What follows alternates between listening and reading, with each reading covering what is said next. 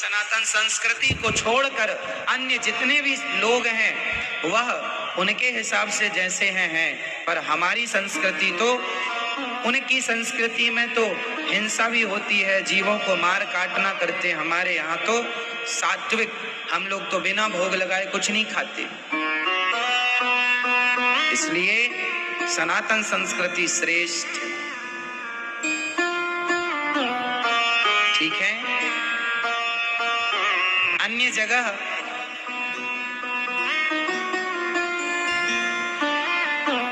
किसी ने स्त्री को बेबी कहा, किसी ने स्त्री को, है ना, बेबी कहा, पर हम हिंदू हैं जो स्त्री को बेबी नहीं देवी कहते हैं, देवी है। हमारे यहाँ देवी जी कहते हैं, देवी जी यहाँ आइए।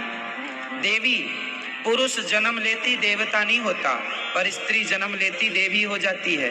देवी जी यहाँ आइए, देवी, सही है। तो हमारी संस्कृति तो नारी को देवी मानती है, इसलिए धन्यम, धन्य है ये भारतीय संस्कृति, धन्य है ये भारत जहाँ पर देवियों की पूजा है। धन्य है आप सब। श्रीमती मृदुल द्विवेदी जी मैया श्री राधा कृष्ण मंदिर भोपाल से आई हैं। भगवान आपको सदा सुखी रखें। देखिए है, स्त्रियां दो दो कुलों को तार देती हैं, लोक परलोक सवार देती हैं सबका। धन्य है ये स्त्रियां, हमारे भारत की नारियां सर्वश्रेष्ठ नारियां, हमारे देश की नारियां सर्वश्रेष्ठ नारियां। हमारे देश जैसी नारियां कहीं नहीं, हमारी संस्कृति जैसी नारियां कहीं नहीं। पूछो कैसे? हमारे देश में जैसी नारियां होती है ना, शायद कहीं। कैसी नारियां हैं?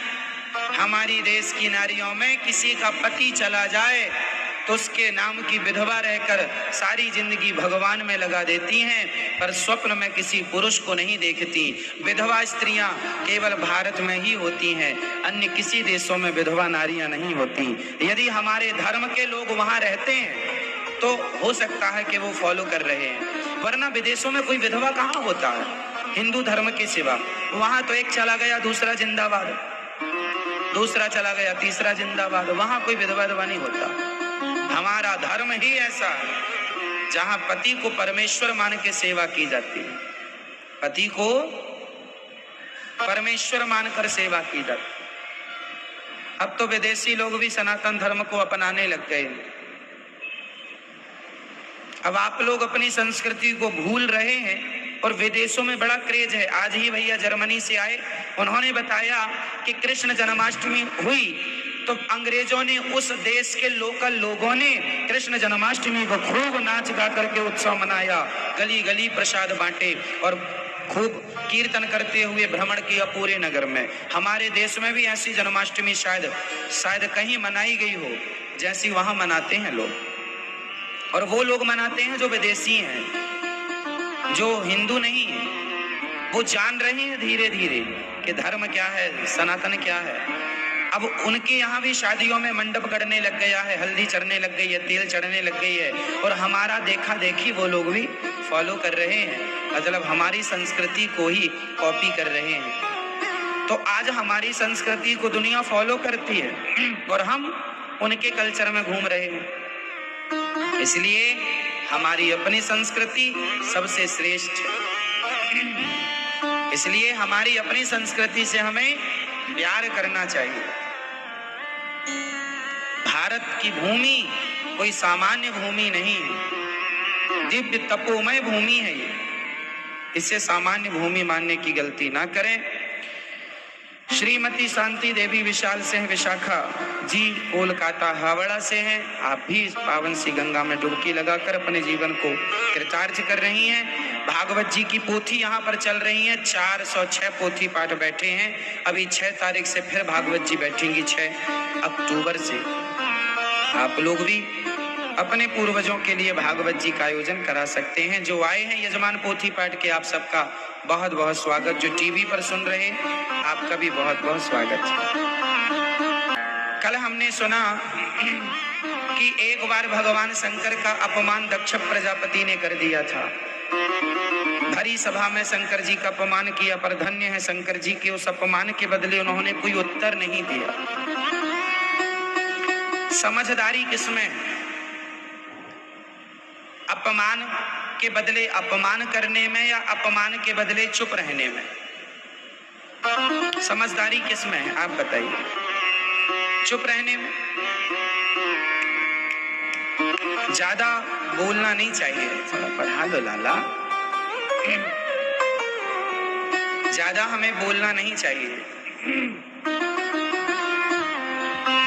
ज्यादा से ज्यादा हमें चुप रहना चाहिए, बड़ों का सम्मान करना चाहिए। दक्ष प्रजापति ससुर हैं, गालियों पे गालियां दे रहे हैं, पर धन्य है शंकर जी चुपचाप सुन रहे हैं। समझदारी इसी में है कि आप चुप रहें बस। विवाद में मूर्ख लोग उलझते हैं, समझदार लोग कभी विवाद में उलझते नहीं। जिसके घर में विवाद होता है, आपके यदि आप लड़ने वाले, आप लड़ाई करते हैं, आप लड़ना पसंद करते हैं? यदि आप लड़ाकू हैं, बात बात में आप लड़ना पसंद करते हैं, समझ लो कि आप एक नंबर के मूर्ख हैं, क्योंकि आप लड़ाई पसंद करते हैं। जरा सा किसी का धक्का लग गया, लड़ने लग गए, जरा सा कुछ हो गया उतने में लड़ने लग गए। मतलब एक नंबर के मूर्ख आदमी हो। आपके अंदर जरा भी सहनशीलता नहीं, जरा भी गंभीरता नहीं, दो कौड़ी के आदमी हो।